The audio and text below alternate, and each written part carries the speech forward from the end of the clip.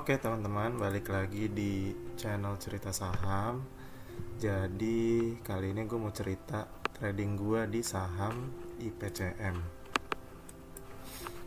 Nah, IPCM tuh mulai masuk ke watchlist gue itu di tanggal 5 Juli nih. 5 Juli kenapa? Karena sudah berhasil harganya bergerak lebih tinggi dari high sebelumnya. Jadi dia membentuk higher high yang baru.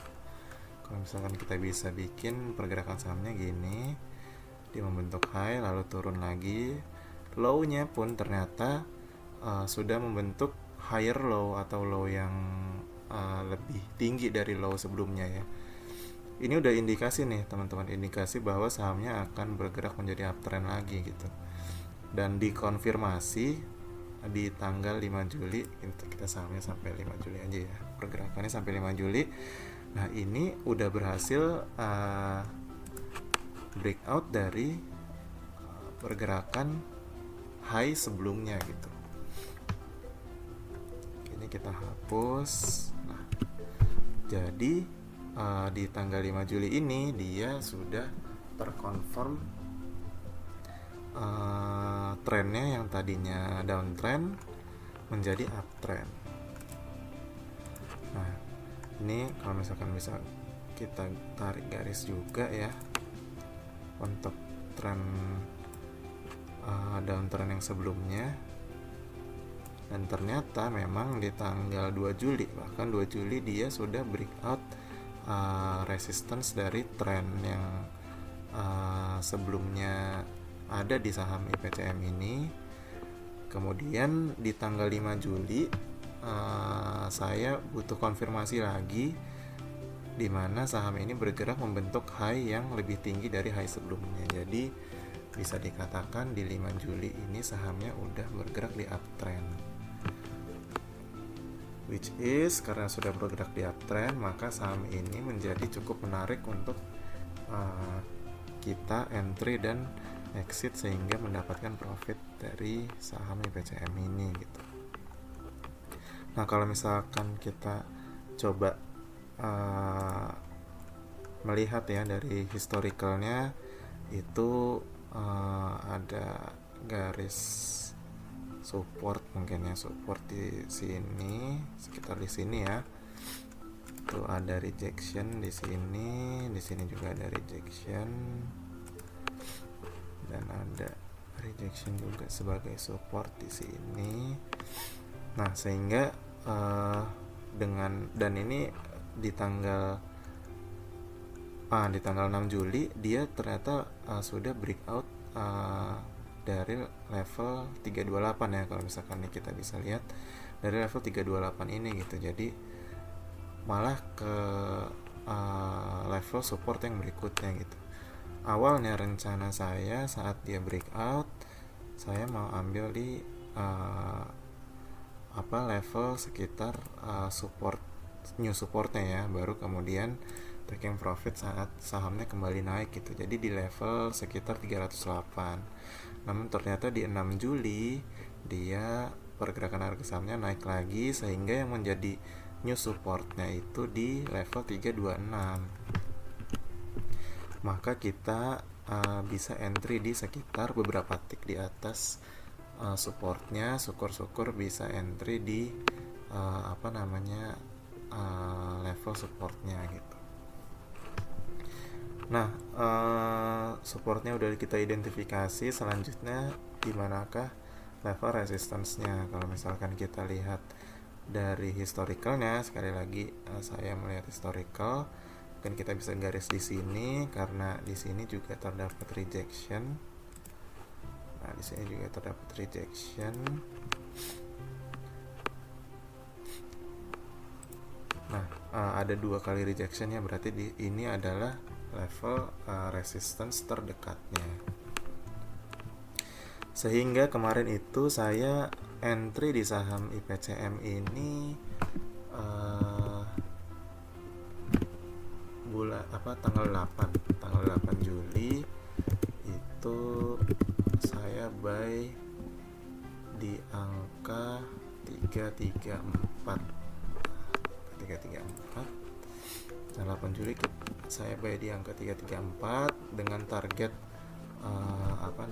target resistance tuh di sekitar 372 gitu teman-teman, sekitar 372.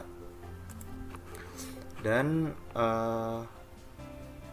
harganya sesuai dengan prediksi sebelumnya bahwa di 326 ini menjadi support, jadi harganya ditahan sedemikian rupa sehingga selalu close di atas supportnya gitu.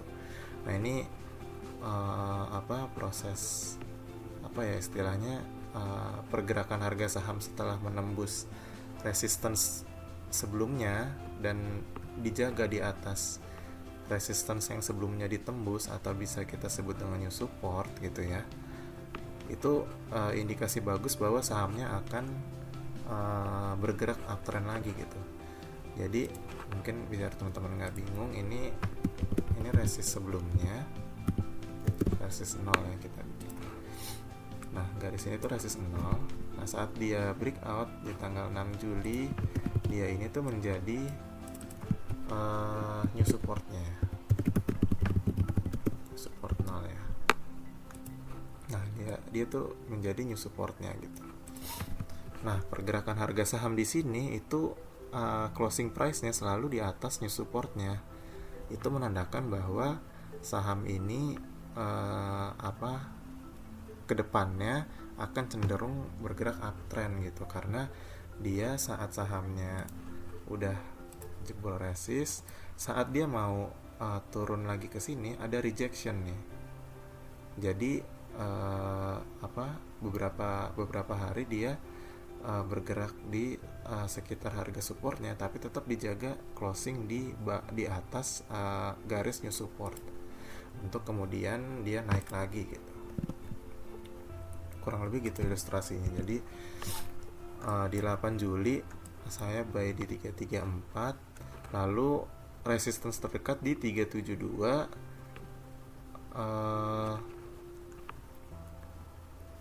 Saya waktu hari ini jual di beberapa tick di bawah resistance ya teman-teman. Ini tuh 15 Juli ya. Nah 15 Juli, di 15 Juli saya sell itu di 370. Ini satu tick di bawah resistance 372 ya. 15 Juli saya sell di 370, sehingga ini saya mendapatkan profit itu sekitar 10%. Ya 10% lah. Kemudian setelah saya melihat pergerakan tanggal 15 Juli itu harganya ternyata naik sampai 428 gitu. Namun karena saya sudah trading plan saya itu sell di 370 dan memang sudah set order di awal di sekitar harga itu gitu ya. Jadi saat harganya bergerak naik itu kena level resistance yang 372 ini, dan saya di situ sell di 370 akhirnya, karena udah kena ya di target profit 370 kita yang udah kita tentukan di awal gitu, trading plan di awal. Nah dari hasil pergerakan harga saham di 15 Juli ternyata dia harganya sempat naik sampai ke 430 bahkan 430, tapi turun lagi dengan ini closing price-nya itu di 386. Waktu saya lihat historical ternyata memang di sini ada ada level resistance ya di sekitar 424 nih. Kalau misalkan teman-teman bisa lihat di sini ada level resistance di 424 gitu. Nah, harganya ditutup di 386 gitu. Waktu saya lihat lagi ke bawahnya ternyata secara historical dia pernah ada rejection juga di angka 400 ya. Nih di 22 Desember 2020 ternyata dia ada rejection juga di harga 400 gitu.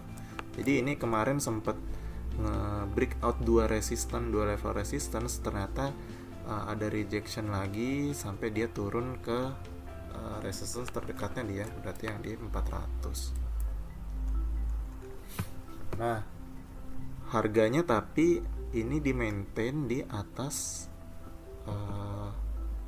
372 level resistance yang tadi menjadi area TP ya. Ini kalau misalkan saya bisa tulisin lagi, ini resist 1, resist di atasnya. Saat sudah dijebol, dia menjadi new support.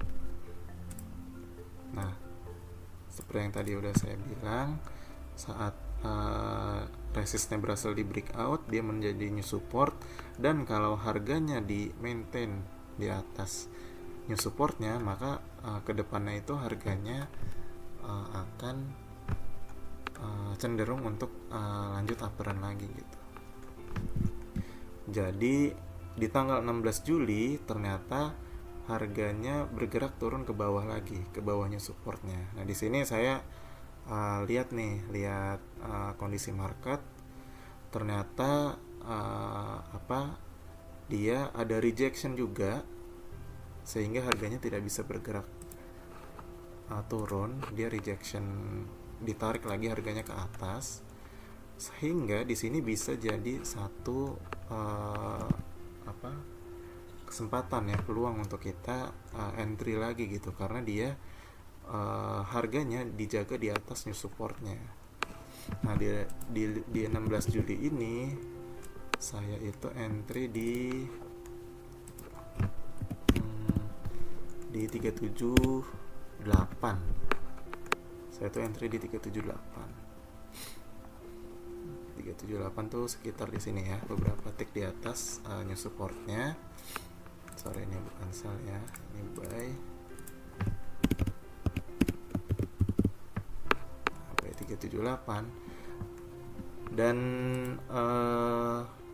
set price-nya di mana? Set price untuk target profitnya di mana? Itu di resistance yang terdekatnya lagi di 340. Bukan di 340, di 400 yang resistance terdekatnya ya. Yang tadi udah kita bikin itu di 400. Jadi di 19 Juli itu hari besoknya ya, hari perdagangan berikutnya di 19 Juli saya itu bisa dapat di harga 400, bisa sell di 400, yaitu profitnya sekitar 5%-an lah, sekitar 5%-an. Nah, kenapa nggak di set price di harga 424 nih di resistance berikutnya? Toh udah teridentifikasi juga kan. Balik lagi ke style masing-masing dan trading plan masing-masing, dan juga kondisi sahamnya masing-masing juga. Menurut saya untuk IPCM ini saya tradingnya harus lebih konservatif gitu. Jadi itu kenapa saya selalu set price di resistance terdekat, which is kalau misalkan di sini di hari tanggal 16 Juli entry di 378, saya set price-nya tuh di harga sekitar 400. Kemarin set price-nya tuh di 400 dan dapat ya, terjual di situ, bahkan harganya sampai ke 426. Nah, di harga 400 ini, karena sudah menjadi target profit saya di trading plan saat saya masuk di 378, jadi saat harganya bergerak ke 400, dia kemarin udah set untuk ordernya, jadi sudah terjual di 400 dan mendapatkan sekitar 5%. Jadi dari trading pertama itu sekitar 10%-an, trading kedua sekitar 15%-an. Nah, ini mungkin sebagai biar experience-nya lengkap juga, seperti biasa, seperti video-video sebelumnya saya tampilin untuk trade confirmation-nya. Jadi di 8 Juli buy 334, 15 Juli 370, lalu di 16 Juli buy di 378 dan 19 Juli sell di 400. Itu dari yang pertama, dari yang trading pertama itu profitnya itu sekitar 10%-an, dan trading kedua itu sekitar 5%-an. Nah, selanjutnya trading plan kita gimana lagi nih? Saya lihat nih hari-hari berikutnya, ternyata di 21 Juli harga di maintain di atas ini. Kalau misalkan kita bisa tulis lagi ya, ini resist 2. Nah, yang di tanggal 19 Juli dia udah berhasil breakout ke atas resist 2, dan di 21 Julinya dia berhasil di maintain di atas new supportnya. Misalkan kita bisa tulis, nah dia di 21 Juli harganya di maintain di atas new supportnya. Nah, ini bisa jadi peluang nih untuk kita masuk. Jadi hari selanjutnya di 22 Juli saya lihat sikon sampai ke sesi 2 ya, nggak di sesi 1 doang, sampai sesi 2, dan ternyata di sini harganya kembali turun ke bawah new support 2 yang tadinya sudah hari sebelumnya tuh sudah di maintain di harga di atas itu gitu. Di 22 Julinya dia harganya turun lagi ke bawah. Ini tetap saya monitor, dan ternyata di hari berikutnya harganya turun lebih jauh lagi ke bawah lagi. Jadi sampai hari ini saya belum entry lagi nih di saham IPCM. Nah, kedepannya gimana? Kalau yang saya lihat, pergerakan harga IPCM itu kemungkinan ya, ini masih kemungkinan akan bergerak pullback dulu ke level 400, kemudian naik lagi. Nah, tapi ada kemungkinan juga dia di level 400 pun juga breakdown juga, jadi dia bergerak ke support yang di bawahnya lagi, itu di 372 gitu. Nah, level 400 ini nih sekarang menjadi titik kritis nih, dimana sebenarnya menjadi titik yang bagus untuk kita entry, tapi juga bisa menjadi titik dimana kita jadi bisa mendapatkan loss karena harganya lanjut bergerak turun gitu. Di saat-saat seperti ini ya trader wait and see jadinya. Jadi saya sekarang sampai dengan saat ini saya wait and see. Wait and see-nya ngapain? Selain lihat mantau pergerakan harganya, apakah dia jebol support atau enggak, saya bisa juga lihat pergerakan dari market maker-nya gitu. Nah, dari pergerakan market maker-nya pun mengkonfirmasi keputusan saya untuk wait and see juga gitu. Jadi dari teknikalnya pun saya lihat data teknikalnya dan memang bagusnya wait and see. Dari pergerakan market makernya juga mengindikasikan sebaiknya wait and see dulu aja gitu loh di saham IPCM. Gimana cara kita melihat pergerakan market maker? Nah, ini mungkin teman-teman bisa lihat di video saya yang sebelumnya nih, cara melihat pergerakan market maker nih, saya munculin ya di kanan atas, teman-teman bisa lihat. Nah, jadi sampai sekarang saya belum entry lagi di saham IPCM gitu. Nah, apakah prediksi saya tadi pasti kejadian? Tentu belum pasti juga. Apakah pergerakan market makernya akan menarik harga sahamnya terus ke bawah? Itu juga belum tentu juga. Bisa aja hari-hari besok market makernya akumulasi lagi dengan big volume sehingga harganya jebol lagi ke resistnya. Itu bisa juga gitu. Jadi kalau saya sih sekarang,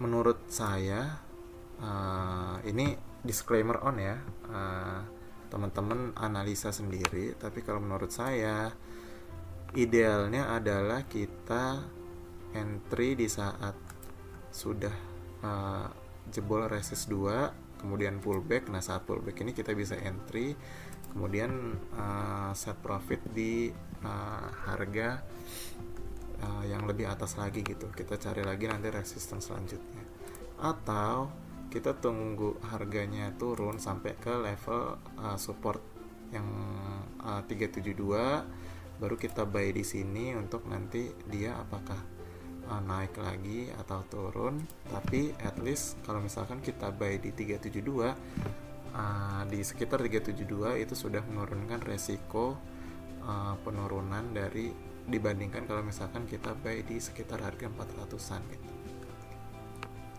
Nah, masing-masing dipasang stop loss ya, yang pasti di bawah supportnya masing-masing. Kalau di sini mungkin stop lossnya di level 366 368. Kalau misalkan entry di sini bisa stop lossnya tuh di bawah 424, mungkin di 420 atau 422. Terus sekali lagi, ini cuma prediksi, disclaimer on. Jadi teman-teman research sendiri, analisa sendiri, baiknya untuk profil risiko teman-teman itu seperti apa gitu. Oke, kurang lebih itu yang bisa gue jelasin di pengalaman gue trading di BCF ini. Oke, thank you.